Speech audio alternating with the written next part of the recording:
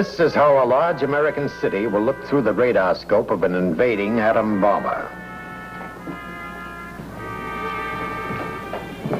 Hello, I'm Charles Bickford. And this is the debriefing room of the 17th Bomb Squadron. That's a frightening bomb's eye view, isn't it? Fortunately, it was taken by a plane from our own Strategic Air Command. This is the aircraft that actually made the picture during a simulated atom bomb drop over that city. It's a 6-jet, 600 miles an hour B-47. It can carry a 10-ton nuclear payload. What's more, with in-flight refueling, it can drop them on a target anywhere in the world. 24 hours a day, in fair weather and foul, SAC fights an imaginary war to prevent the real one.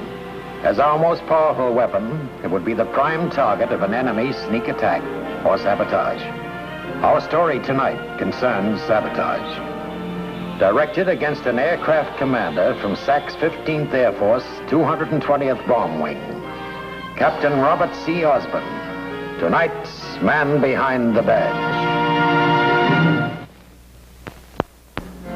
March Field, Riverside, California, headquarters of SAC's 15th Air Force. A B-47 returns from a routine mission. It's strictly standard operating procedure to land at tremendous speeds and pop the braking chute that stops a jet bomber. After parking their huge plane, the 3-man crew enters the squadron debriefing room to relax a moment. First Lieutenant Hal Pulley, co-pilot.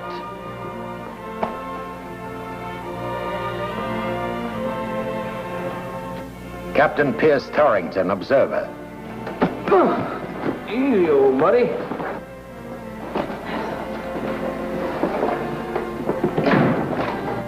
Captain Robert Osborne, the aircraft commander. How do you think we did? Good. Those last 3 runs ought to bring our CE way down. Are you kidding? We put a bomb dead center, and it better show up on that radar report. Old 00 Torrington, that's my boy. Let's keep sharp then. Looks like we have a full-scale simulated combat mission coming up in a few days. Oh, your wife is getting here just in time for the great occasion. She getting settled all right, Pierce? Well, the warehouse and the base is fine, but they haven't given her a SAC security pass yet. 4 days she's been waiting for it. You were lucky she got her transfer from Travis so fast. How about that, Bob? Takes a little leave up in San Francisco, and the next thing we know, he's married to a WAF. You know, I bet your kids are going to be born with swept-back ears. Come in.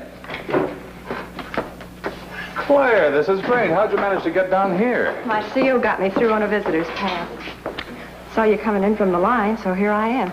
Well, you heard me talk about the crew enough. This is Bob Osborne, our AC. Hello. How do you do? And Hal Pulley. Very pleased to meet you, Lieutenant. My wife, Lucy, said to be sure and bring you and Pierce over tonight. She's anxious to meet you. Well, I'd be happy to.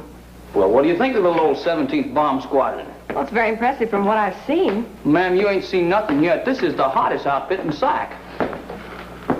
Captain Osborne, have you and your crew seen the new security regulations that came out today? No, sir. They were just handed to us before takeoff. Well, Major, I'd like you to meet my wife, Claire. This is Major Hobart, our base provost marshal. How do you do, sir? I see you're not wearing a security pass, Lieutenant. No, sir, I was, Claire was brought into the squadron area by her CO. As you can see, she's wearing her visitor's pass, Major. Yes, so I noticed. Nevertheless, this is a restricted area.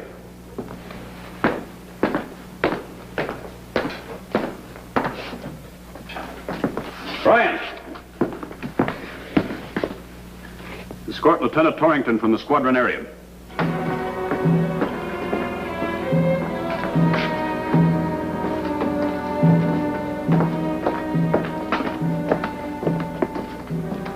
Check those new security regulations.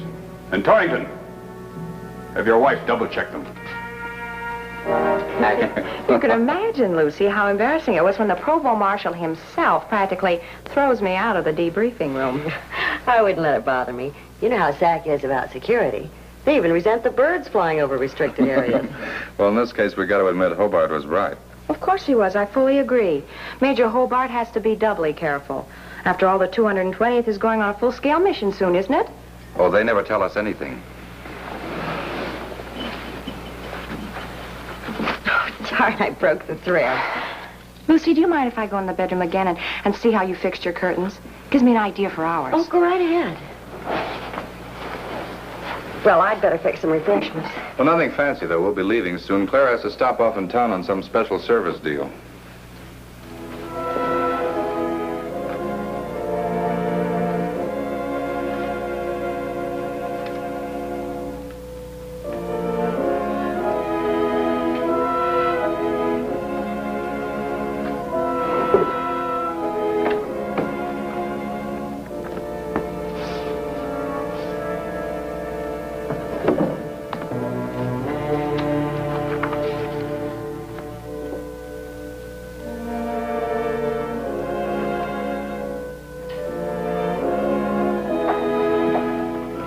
Lucy's just about got the food ready. Oh, fine, Bob. Should I leave that out? What? My flyer's log. I've been keeping it since my World War II days. Most pilots don't do it anymore. Oh, I hadn't noticed it. I was taking down the measurements for the curtains. Coffee's getting cold. Coming.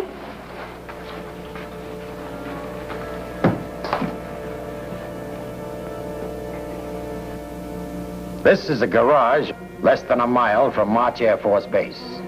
3 very busy men are working late at night, but they aren't repairing automobiles.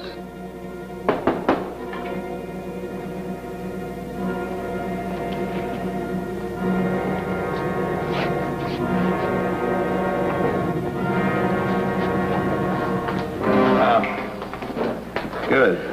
Been waiting for you. Don't slam that door. This is delicate work. My, we're really in business. Yeah. Have a look. Security passes, flight line passes, identity cards. All as good as the real thing. You're a real artist, Patowski. Well, thanks. And Saugus, Natick, here's your identification. So we're aircraft maintenance, huh? Well, that's the idea. But you've got enough papers to penetrate any part of the base. Once. Well, that's all it takes if you do the job right. What'd you find out, Claire? Well, nothing on the line. I ran right into the provost marshal himself. Oh, very smart. Couldn't you get everything we need from your husband? Look, Patowski, if I've told you once, I've told you 10 times. I got my assignment before I got married. My husband's not to be involved in any of this. My orders cover me on that point. There are other ways. I've got something very interesting. Like, for instance? An AC's logbook, for instance. You've got it here? No, but I took notes. 238 hours in B-47s. 84 hours night flying. Formation work all this month. Didn't I tell you, Patowski? Mass formation takeoffs, 1 minute apart. That's what we've been hearing. And those contrails over the city. Bomb runs. So the 220th's ready to go. That's what I'd say. Looks like they're going to fly a big one in a matter of days. The whole wing. We'll be ready for him. Come here, I want to show you something.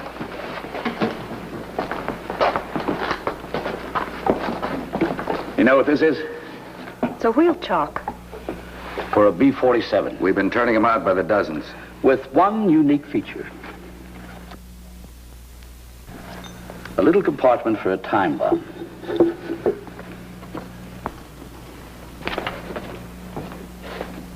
Get it? Very neat. A couple of those under each plane ought to take care of the whole 220th. Exactly. And now, Claire, you've got one more thing to do. You've got to find out when this mission is. And we'll be sure that it's a complete washout. The important mission of the 220th Bomb Wing was scheduled for 2 days later. But on the afternoon before the mission, the B-47 crews are briefed. This is a big one, an all-out mission that shows the combat capability and war readiness of the wing. Gentlemen, your targets are all industrial complexes in urban areas. The entire wing is being employed as part of a simultaneous saturation strike. The purpose is to show that an enemy nation that decides to attack us first won't have any country to go back to. And finally, the session is almost over. Each AC will take along a briefcase as stuffed as an executive's at a national convention. Now remember, Lucy, we won't let them be too busy to go to that premiere tonight. Good idea. With all that night flying, Bob and I haven't been anywhere for weeks. Hi, honey. Hello, Claire. Hi, Bob. Claire has 4 tickets to a premiere tonight. Can we go? Sorry, we're flying. Again tonight? No, but we're getting set for an early morning takeoff. Too bad, Claire. That means Pierce can't go either. Oh, we wouldn't have to stay for the whole thing. You'd get your 8 hours sleep. No, we'll have to have more than that this time. Have to be real sharp. Say, this mission must be pretty important. They're all important. Oh, well, I guess I'll have to find someone else in the wing who can use the tickets. Hey, what about the wing CO? Nothing like a gal helping along her husband's career with the boss. You can save yourself a lot of trouble, Claire. Forget about the premier. You mean the whole wing is involved?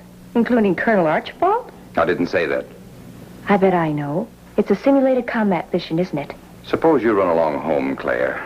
Pierce will be waiting for you. Bob. I'll pick up the curtains tomorrow, Lucy.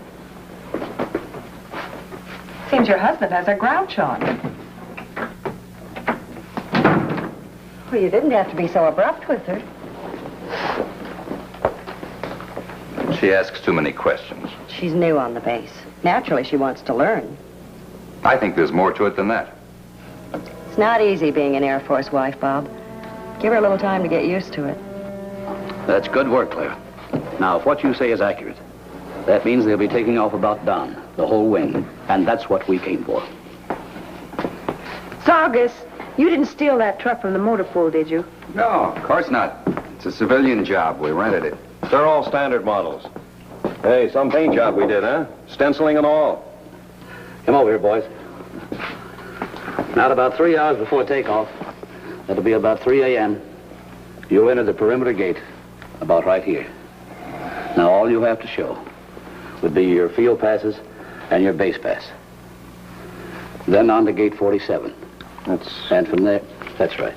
And from there, that's where you'll crack the flight line. It may be sticky. Well, it shouldn't be. You've got your flight line passes and your work order. Besides that, they got some new APs in there. And some of them will be pretty green. Well, you know the rest. Yeah, we go out to the B-47s, we put chocks under every one of them. Yeah, but remember, they're timed to go off at 0530. So be sure there's none of them left in the truck by then. Don't worry, they'll be hatching under the planes by that time. Hey, Claire, how much does a B-47 cost? $3 million. Why? I was just figuring a little multiplication problem. 45 times 3 million. Don't bother. I'll give you the answer. It adds up to the entire 220th bomb wing.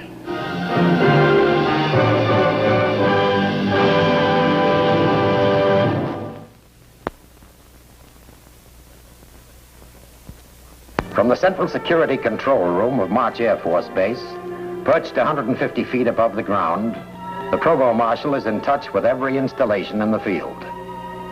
He is in telephone communication with all buildings by direct line. He can talk to his roving patrol jeeps and the aircraft in parking areas by radio. Point guards at various stations can reach him by walkie-talkie. After lying awake until 2 a.m., Aircraft Commander Robert Osborne got up an hour ahead of schedule to come here. Despite his personal reluctance, he felt it his duty to tell the Provost Marshal of his suspicions concerning Claire. What is it, Captain? This is a hard thing for me to do, sir. What is? Do you remember WAF Lieutenant Claire Torrington? Yes, she's the wife of your observer. Yes, sir. That's what makes it so tough. But I don't like some of the things I've noticed about her. You mean the way she walked into your squadron operations without a security pass? That and other things. Another time I caught her looking through my logbook. Anything else? Yesterday, when I came home from the briefing, she asked a lot of questions. Some of them quite pointed. Do you think she knows anything about this mission, Osborne? I can't be sure, but I think she does. Well, we better get her down here for a little chat. Now? Later might be too late. What's Torrington's number? 40099. Get me 40099.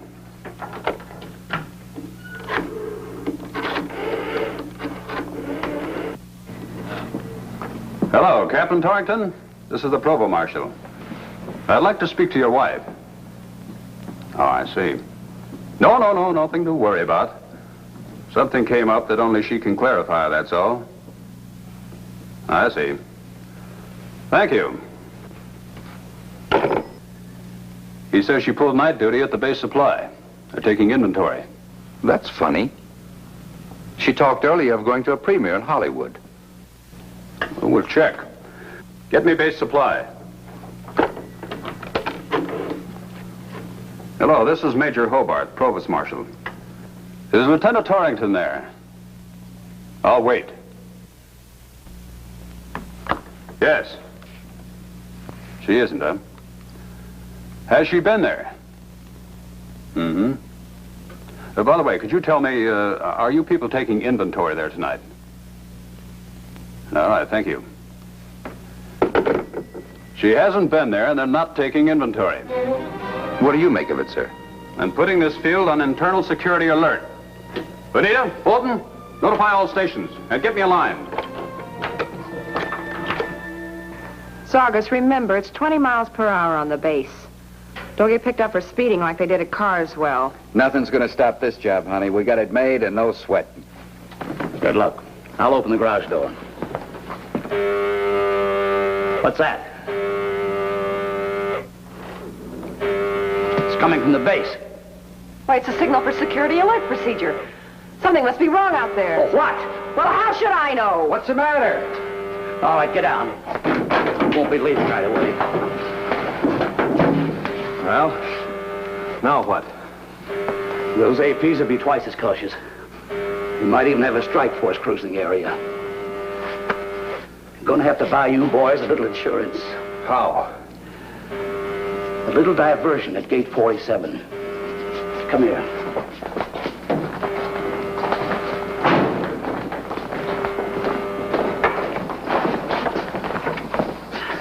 Take a look at this. Are you kidding? Why, we wouldn't stand a chance with that. You must have made it blindfolded. It's very inferior work, I admit. And that's exactly what we need. I want you and I to get caught. In all the confusion and excitement, to give the truck a better chance to get through. Well, I don't know the details, Patowski, but there's one big trouble with the whole idea. What? During an alert, those guards play real rough.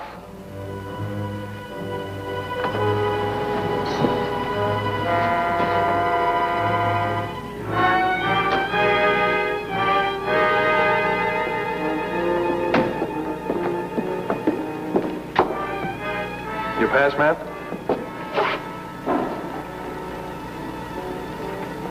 The gentleman's pass? This is Congressman Revere. I'm sorry, ma'am, but everyone who goes through this gate has to have a pass.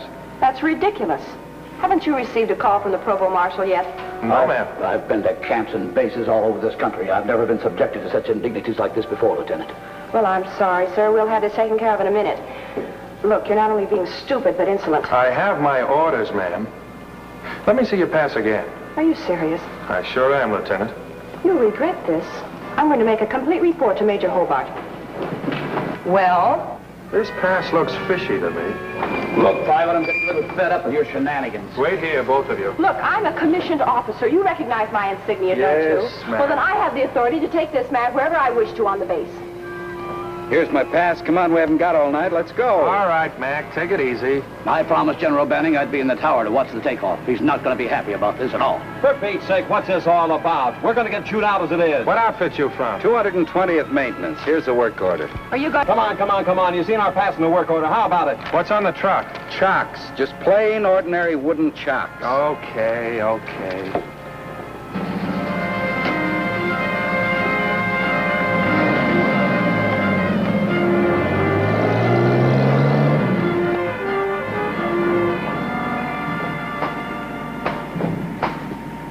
Now, you two, get up against the fence. What? You can't do that to an officer. Well, this is an outrage. And this pass is a phony if I've ever seen one. Get up against the fence, both of you. Turn around. Now put your hand on the wire.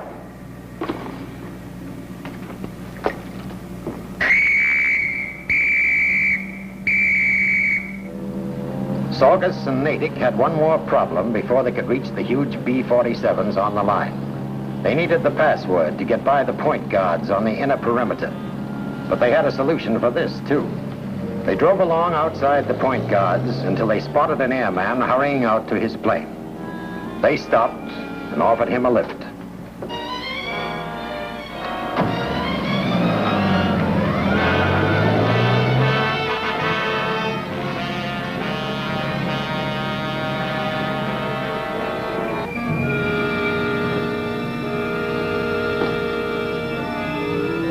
The hitchhiking airman gave the password for them to the inner perimeter guard. Now there was nothing to stop them from placing the chocks onto their objectives.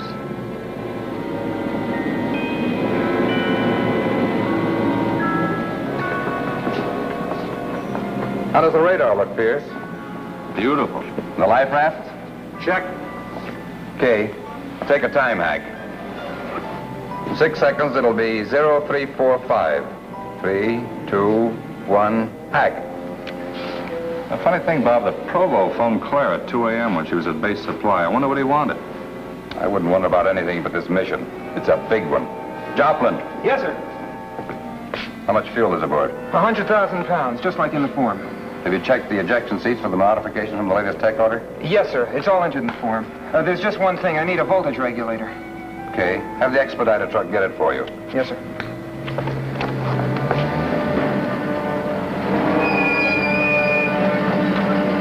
You guys from maintenance? Yeah. That's right. See if you can call your expediter truck and tell them I want a voltage regulator. That ain't our job, Sarge. We gotta pull all the old chucks and put new ones under every plane in the wing. Man, don't talk to me about chocks. We got a mission taking off. Now, go call your expediter truck. Look, you do your job, we'll do ours. You heard the sergeant give you an order. I'm sorry, sir. Orders are orders.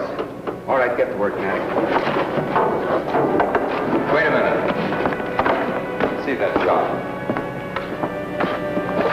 Why are you substituting wooden ones for metal ones?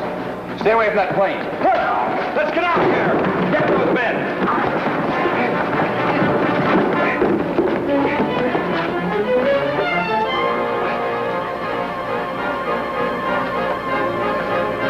This chock is rigged. Torrington, get the word to every plane on the line. Search him, Joplin. Yes, sir. And then we're taking him to the Provo.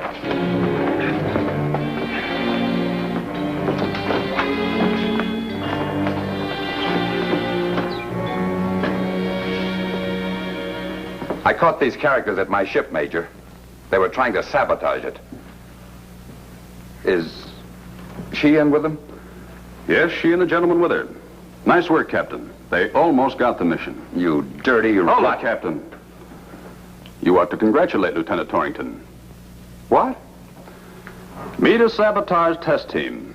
This base has been under penetration by our own counter-security people.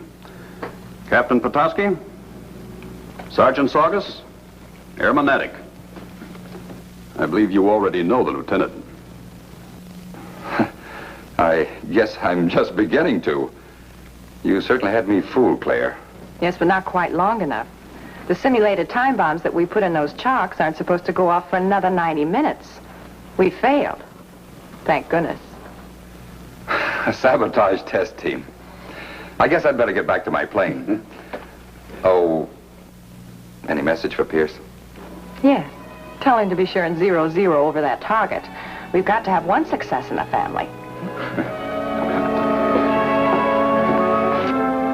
Prepared for any emergency on the ground or in the air, the Strategic Air Command maintains the highest state of organized combat readiness ever known, because it's SAC that preserves the peace in our time.